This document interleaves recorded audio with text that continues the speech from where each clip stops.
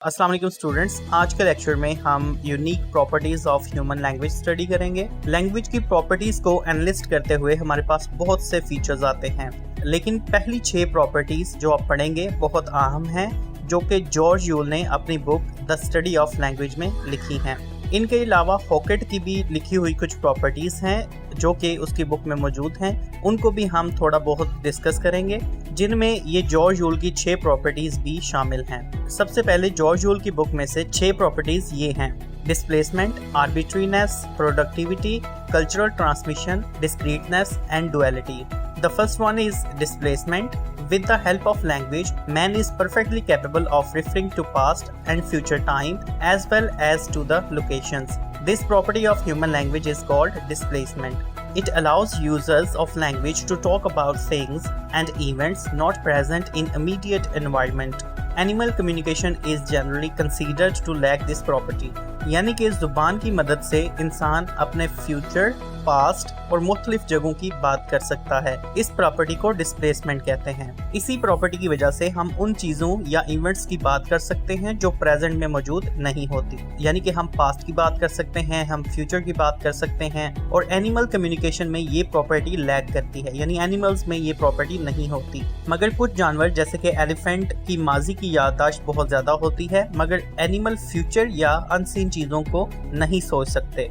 Displacement enables us to talk about things and places whose existence we not even are sure of. We can refer to mythical creatures, demons, fairies, angels, and recently invented characters such as Superman. It is the property of displacement that allows the human, unlike any other creature, to create fiction and to describe possible future worlds. यानी कि displacement हमें काबिल बनाता है कि हम चीज़ों और जगहों की बात कर सकते हैं जिनकी एग्जिस्टेंस का हमें मालूम भी नहीं होता। हम मिथिकल क्रीचर्स की बात कर सकते हैं जैसे कि सुपरमैन, स्पाइडरमैन एटसेट्रा, और खुद से इमेजिनरी कैरेक्टर बना भी सकते हैं। इसी प्रॉपर्टी की वजह से हम फिक्शन बना सकते हैं और फ्यूचर को भी डिस्क्राइब कर सकते हैं।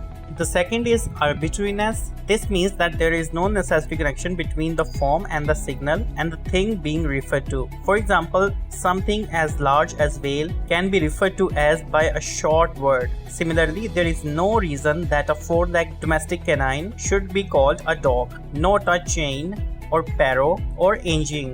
All words for dog in other languages. आर्बिट्रीनेस से मुराद किसी चीज़ का उसके नाम यानी जो सिग्नल या रिटन सिंबल या फिर स्पोकन सिंबल जो हम यूज़ करते हैं, हम किसी चीज़ को रेफर करने के लिए इस्तेमाल करते हैं, उस चीज़ का और नाम का आपस में कोई कनेक्शन नहीं होता। मिसाल के तौर पर हम व्हेल जैसी बड़ी मछली को छोटे से लफ्ज़ के साथ रेफर कर सकते हैं, और 4 टांगों वाली चीज़ जिसे कुत्ता कहते हैं और डिफरेंट लैंग्वेजेस में इसे डॉग भी कहते हैं, चेन भी कहते हैं, पैरो भी कहते हैं, भी कहते हैं। तो इसको इन अल्फाज के साथ क्यों पुकारा जाता है, इसका कोई लॉजिक नहीं है। Onomatopoeic words such as meow or bark are often cited as counter examples based on the argument that they are pronounced like the sound they refer to. However, the similarity, if very loose, a dog that actually said bark would be very surprising and does not always hold up across languages. Spanish dog, for example, say cow. So even onomatopoeic words are to some extent arbitrary. Meow और bark जैसे onomatopoeic words इस theory को भी counter करते हैं। इस तरह के वर्ड्स का डायरेक्ट रिलेशनशिप होता है थिंग के साथ। फॉर एग्जांपल, meow वर्ड का बिल्ली के साथ डायरेक्ट रेफरेंस है, लेकिन डॉग के लिए हम bark यूज नहीं करते।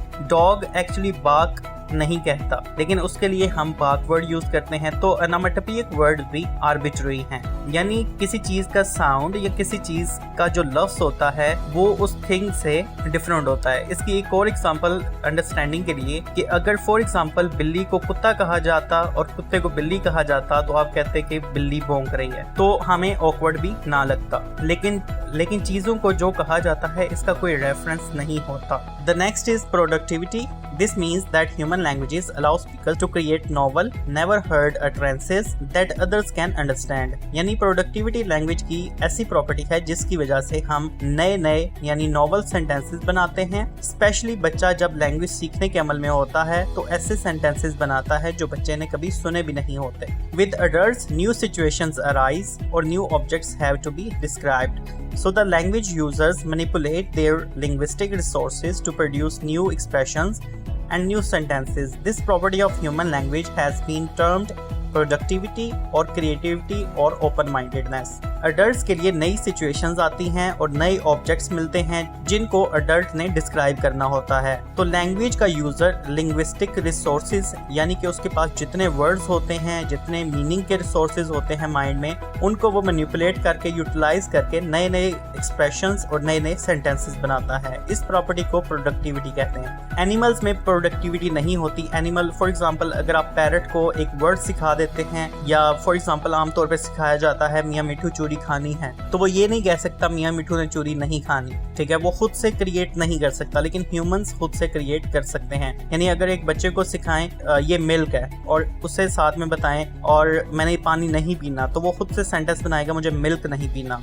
ठीक है। तो वो खुद से क्रिएट करेगा, हालांकि उसने पहले सुना भी नहीं होगा। Productivity is an aspect of language that allows the fact that the potential number of utterances in any language is infinite. Productivity ऐसा एस्पेक्ट है जो शो करता है कि लैंग्वेज में अटरेंसेस यानी एक्सप्रेशंस या सेंटेंसेस अनलिमिटेड होते हैं। Number 4 is cultural transmission. The process whereby a language is passed from one generation to the next is described as cultural transmission. Children inherit the color of their eyes and hair from their parents, but they do not inherit their language. This means that human language is not something inborn. Although humans are probably born with the ability to do language, they must learn or acquire their native language from the other speakers. ये चीज़ मैं आपको पहले भी बता चुका हूँ कि language जो है वो इननेट कैपेसिटी तो होती है लेकिन इनबॉर्न हमारे अंदर मौजूद नहीं होती। ये फर्स्ट लेक्चर में मैंने आपको बताया था कि कैपेसिटी मौजूद होती है जिसे लैड कहते हैं, LAD, लैंग्वेज एक्विजिशन डिवाइस। लेकिन लैंग्वेज पहले से मौजूद नहीं होती, इनहेरिट नहीं करते, बल्कि वो सीखनी पड़ती है। This is different from many animal communication systems where the animal is born knowing their entire system. For example, bees are born knowing how to dance and some birds are born knowing their species of bird songs. इसे आप cultural transmission या traditional transmission भी कह सकते हैं। इस process के through language एक जनरेशन से दूसरी जनरेशन में ट्रांसफर होती है। बच्चे अपनी आईज और हेयर का कलर अपने पेरेंट्स से इनहेरिट करते हैं, लेकिन लैंग्वेज पेरेंट्स से इनहेरिट नहीं करते। लैंग्वेज बाद में एक्वायर की जाती है। ये प्रॉपर्टी एनिमल सिग्नलिंग से अलग है। एनिमल कम्युनिकेशन सिस्टम इनबॉर्न होता है, यानी एनिमल जब भी बॉर्न हो तो वो खुद से साउंड्स क्रिएट कर सकता है। जैसे कि बीज डांस करके सिग्नल देते हैं फ्लावर्स कहाँ पे हैं, या फिर उनको वापस बुलाने के लिए सिग्नल देते हैं, या फिर बर्ड्स चर्पिंग साउंड्स क्रिएट करते हैं, तो वो इनबॉर्न होता है, वो सीखना नहीं पड़ता। लेकिन ह्यूमन लैंग्वेज सीखनी पड़ती है। The next point is discreteness. This means that the basic unit of speech, such as sounds, can be categorized as belonging to distinct categories. The sounds used in language are meaningfully distinct. Each sound in the language is treated as discrete. For example, the difference between b sound and the p sound is equally very great. Then these sounds are a part of language like English. They are used in such a way that the occurrence of one rather than the other is meaningful. For example, pen and pen. इससे मुराद कि जो basic units of speech होते हैं जैसे कि words या sounds, सब categorise किए जाते हैं एज डिस्टिंक्ट कैटेगरी। लैंग्वेज में जितने भी साउंड्स यूज किए जाते हैं वो मीनिंगफुली डिस्टिंक्ट होते हैं। हर साउंड एक अलग साउंड के तौर पर ट्रीट किया जाता है। फॉर एग्जांपल, प एंड ब साउंड दोनों बाइलेबियल हैं, यानी दोनों साउंड्स दोनों लिप्स से प्रोड्यूस होते हैं और दोनों में एक्सप्लोजन भी होती है जिसे हम प्लोजिव साउंड्स कहते हैं, और दोनों कंसोनेंट भी हैं। लेकिन इनमें सिर्फ फर्क है वाइब्रेशन का, यानी आपके वोकल कॉर्ड्स वाइब्रेट करते हैं, यानी आप अपने थ्रोट पे हाथ रख के प एंड ब बोलें तो एक में वाइब्रेशन होगी। तो हर साउंड दूसरे साउंड से मुख्तलिफ होता है, इसे आप डिस्क्रीटनेस कहते हैं। इसके बाद है duality of patterning. Language is organized at 2 levels or layers simultaneously. This property is called duality of patterning. और double articulation. This means that the discrete parts of language which are individual sounds, none of these has any intrinsic meaning, can be recombined in a systematic way to create new forms. This idea is similar to productivity. However, productivity refers to ability to generate novel meanings, while duality of patterning refers to the ability to recombine small units in different orders. यानी language at the same time दो levels पर organize होती है. On the first level we have discrete sounds. पहले level पे हमारे पास discrete sounds हैं यानी प and ब. दूसरी तरफ अगर प and ब की वेरिएशन भी हो तो उससे नए लफ्ज बनते हैं, जैसे कि फैन एंड बेन की आपको एग्जांपल दी, तो ये डुअलिटी की एग्जांपल है। For example pen, pen, pen, ये तीनों डिफरेंट वर्ड्स हैं लेकिन एक साउंड चेंज करने से एक नया वर्ड बन जाता है। ये आइडिया प्रोडक्टिविटी से सिमिलरिटी रखता है, मगर प्रोडक्टिविटी में नॉवल अटरेंसेस, नॉवल सेंटेंसेस बनाए जाते हैं, जबकि डुअलिटी ऑफ पैटर्निंग में डिफरेंट ऑर्डर्स में साउंड को कंबाइन करके नए वर्ड्स बनाए जाते हैं। The next one is language is a system. Language is a system of many systems like that of human body. जैसे ह्यूमन बॉडी का एक सिस्टम है, इस तरह लैंग्वेज का भी एक सिस्टम है। The system of human body functions through organs such as heart and lungs, etc. The system of language functions through three constitutions, which are sound, structure, and words. Three systems of language are as under: system of sounds, which is called phonetics and phonology; system of words, such as morphology or syntax or grammar. The third one is system of meaning. This level is called semantics or pragmatics. यानी कि language का भी system है, इसमें तीन हमारे पास levels हैं।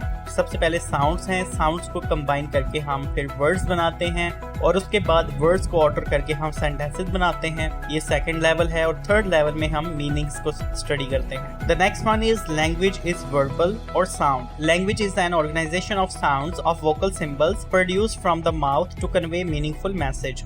There are several languages in the world which have no writing system, yet they are languages because they are spoken. Language sound की organization का नाम है, किस तरह हम sounds को create करते हैं और mouth से उनको convey करते हैं और उनसे एक meaningful message आता है। बहुत सारी languages ऐसी हैं जिनमें writing system नहीं है, but still they are languages. Language is a social phenomena. Language exists in society. It is means of nourishing and developing culture and establishing human relations. If language is not used in any society, it dies out. यानी हर society में language पाई जाती है और ये culture को और human relations को establish करती है, nourish करती है, और अगर society में language ना बोली जाए तो वो language खत्म हो जाती है। The next one is language is living and changing. Language is living and constantly changing. It is not static. It develops according to the needs of speakers. New words are coined from time to time. Further changes take place in all the aspects of languages. This is very true in the case of vocabulary. यानी language living and changing है, ये static नहीं है। जो speakers की needs के मुताबिक language change होती रहती है, नए नए words आते रहते हैं जो speakers को बोलने की ज़रूरत होती है। The next one is language is a means of communication. Non-linguistic symbols such as gestures, signals of various kinds such as traffic signals, road signals, flags, braille alphabets are also means of communication, but language is the best means of communication or self-expression. It yokes present, past and future together. यानी कि non linguistic symbol जैसे कि gestures और traffic signals और Braille जो कि sign language है, और इसके अलावा बहुत से नॉन लिंग्विस्टिक सिंबल्स के थ्रू कम्युनिकेशन के बहुत से मेथड्स हैं, बट लैंग्वेज सबसे इम्पोर्टेंट और सबसे ज़्यादा बेहतर तरीका है अपने आप को एक्सप्रेस करने का। इसके थ्रू आप प्रेजेंट, पास्ट एंड फ्यूचर की भी बात कर सकते हैं। The next one is language is turn taking. According to American linguist Hockett, another quality of language is turn taking. It is also called reciprocality. In speech or communication, the speaker and the listeners do not speak at the same time, they speak turn by turn. यानी हॉकेट ने इस quality को discuss किया और इसके मुताबिक language reciprocal है, यानी पहले एक बात करेगा फिर दूसरा बात करेगा, इसका नाम लैंग्वेज है।